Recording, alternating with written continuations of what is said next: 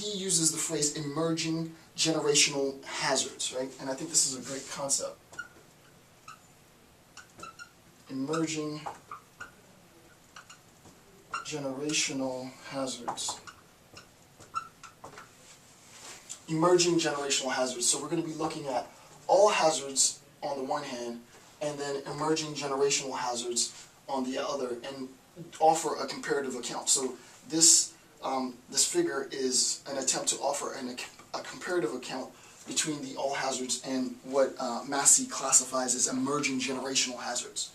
So the threat is number 2. We look at number 2. Major threat: soaring federal fiscal and current accounts debt, global warming, inferior mathematics, scientific, engineering skills, decaying physical infrastructure, other mass privatization of government services, foreign energy dependency, demographic pressures of low birth rates, aging population, and mass immigration. You can see that the threat, as this generational threat, is significantly different from the threat from an all hazards threat. The major distinction between the all hazards threat and the emerging generational threat comes from this next column, is that it's internal. Right?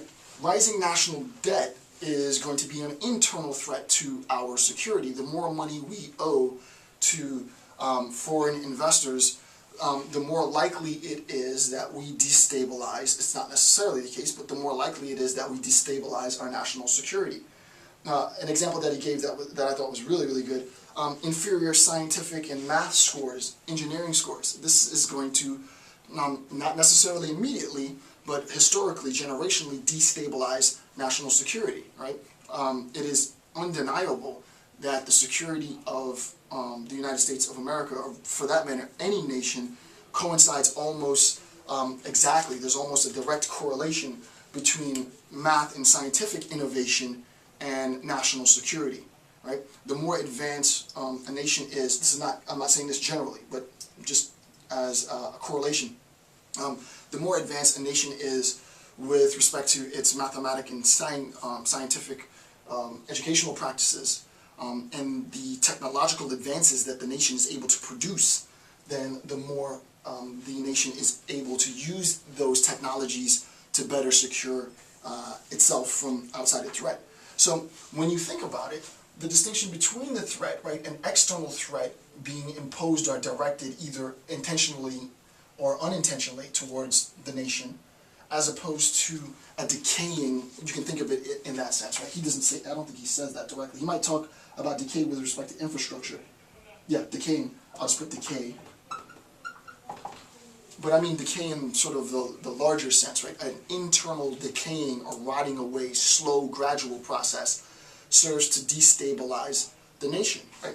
Because if we're looking at this emerging generational hazard as the core of the nation, and the rest of the nation is built on this core, right? The rest of the nation is built on this core, it's supported by this core, then as this core hollows, everything collapses on itself. There's nothing there to secure it, and everything just crashes in, right? The whole thing would collapse eventually, right?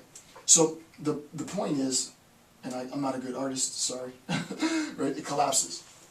The point is, we want to make sure that we reinforce the weak aspects of our internal, right? Our internal infrastructure, be it actual infrastructure, bridges and buildings and such, but also our educational infrastructure, our scientific and math resources, effects like global warming and so on, right? So you should get the idea. This is an internal threat to the overall national security, as opposed to an external threat to the overall national security.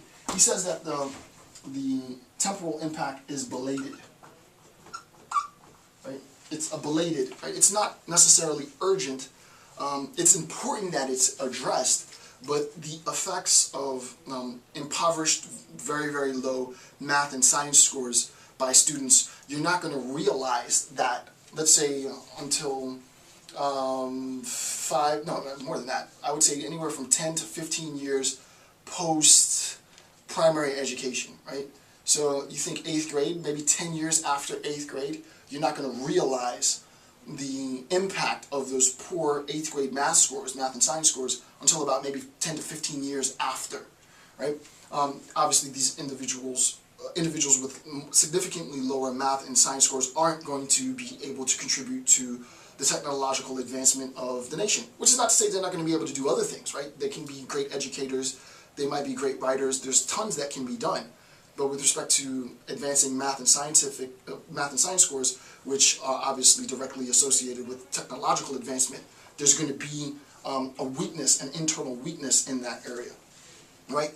Addressing that is belated. It's something that we're not going to see the effects of until decades later.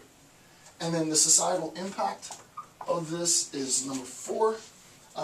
Significant negative impact to national economy, living standards, and social destabilization. Right? I would personally put emphasis on both the economy and the standard of living. Right?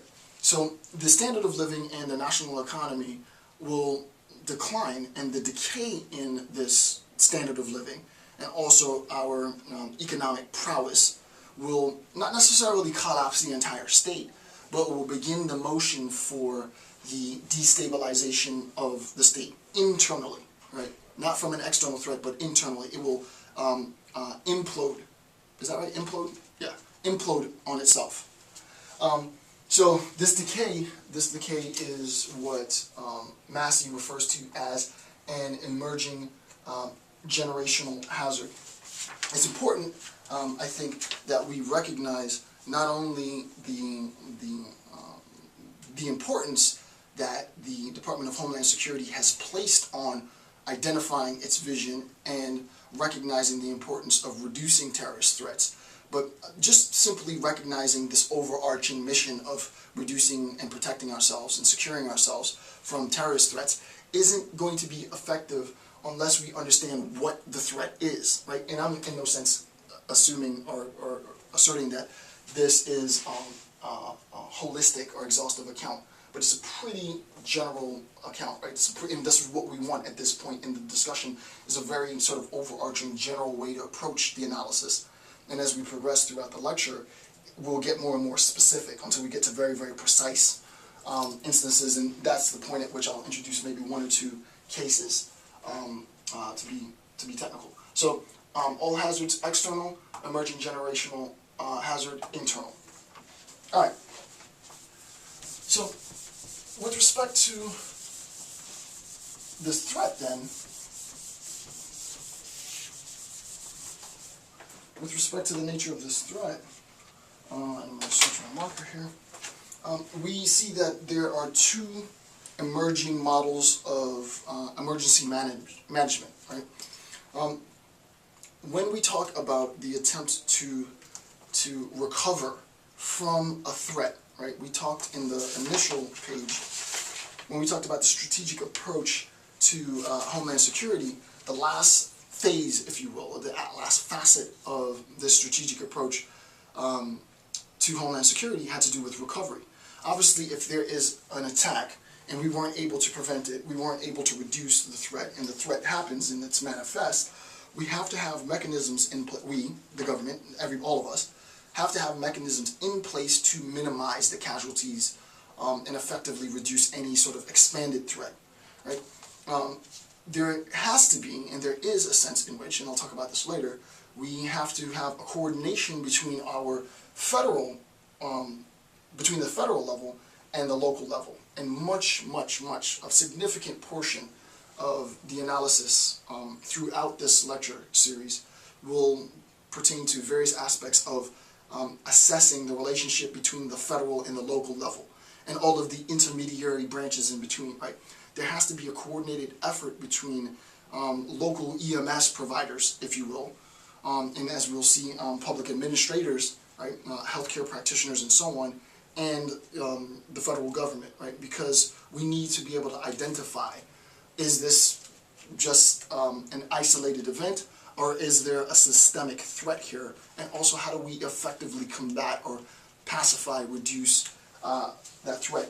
So there are 2 models of emergency management. Again, this comes out of Alperin. It says 2, if I get right, 2 models